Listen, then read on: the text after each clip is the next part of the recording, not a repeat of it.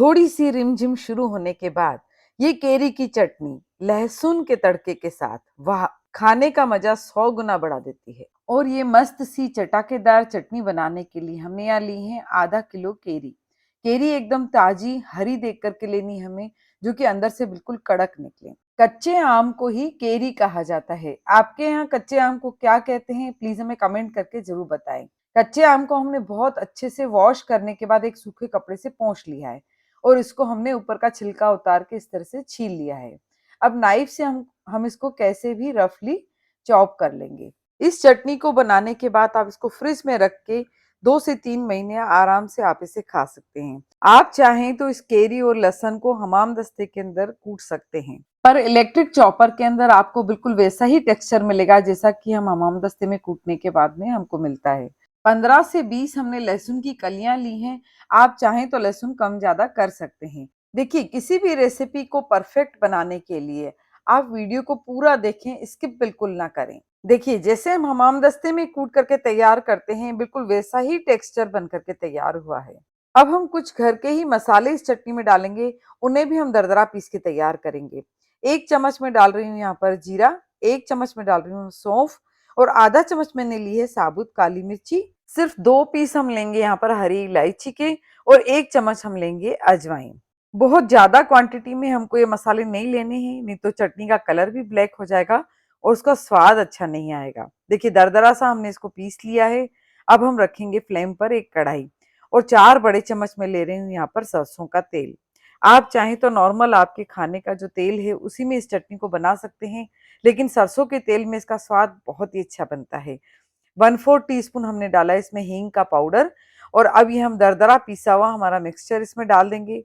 Medium flame पर इसको हम लगातार चलाते हुए बहुत अच्छे से भूनेंगे। तेल अगर हमें कम लगे तो हम आगे थोड़ा तेल और ऐड करेंगे इसमें। थोड़ा सा इसको तेल में अच्छे से मिक्स करने के बाद हम इसमें हमारा पिसा हुआ मसाले का मिक्सचर डाल देंगे और 2 पीस डालेंगे हम बे लीफ यानी कि तेज पान। और इसके अंदर हम डाल रहे हैं काला नमक स्वाद के अनुसार।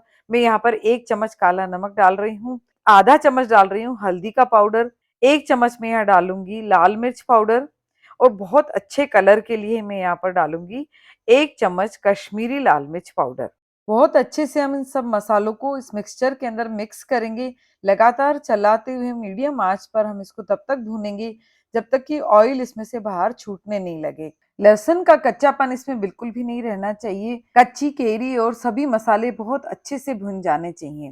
देखिए, जैसा मैंने आपको पहले बताया था, इसमें मुझे तेल थोड़ा कम लग रहा है, इसलिए 2 बड़े चम्मच में तेल और डाल रही हूँ इसके अंदर।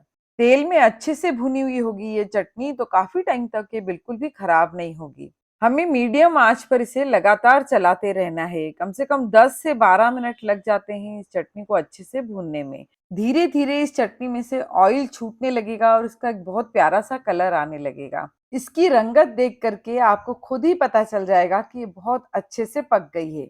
अब इस खट्टी सी चटनी के अंदर हम थोड़ा सा मीठा सा टेस्ट भी देंगे और उसके लिए मैं यहाँ पे डाल रही हूँ आधा कप गुड़ की कतरन। आप चाहें तो अपने टेस्ट के हिसाब से गुड़ कम ज्यादा कर सकते हैं। लो टू मीडियम फ्लेम पर लगातार चलाते हुए हम इस गुड़ को पकाएंगे, लेकिन गुड़ को हमें बहुत ज्यादा देर नहीं पकाना है। सिर्फ 2 से 3 मिनट के अंदर ये गुड़ पिघल कर और पक करके तैयार हो जाएगा।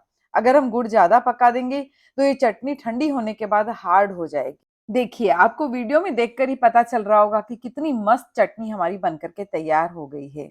ये चटनी आपके हर मील के स्वाद को 100 गुना ज्यादा बढ़ाने वाली है। तो फिर फटाफट से आप हमारे इस वीडियो को लाइक और शेयर कर दीजिए और अगर चैनल पर बिल्कुल न्यू हैं तो चैनल को सब्सक्राइब करके बेल आइकन प्रेस करने के बाद ऑल बटन जरूर एक्टिवेट कर लीजिए। हरी मिर्च के अचार की परफेक्ट रेसिपी एक एक टिप्स और ट्रिक्स के साथ अगर आपको देखनी है तो यहाँ पर क्लिक करके आप देख सकते हैं। साथ में और भी कई रेसिपीज हैं शाही स्वाद पर।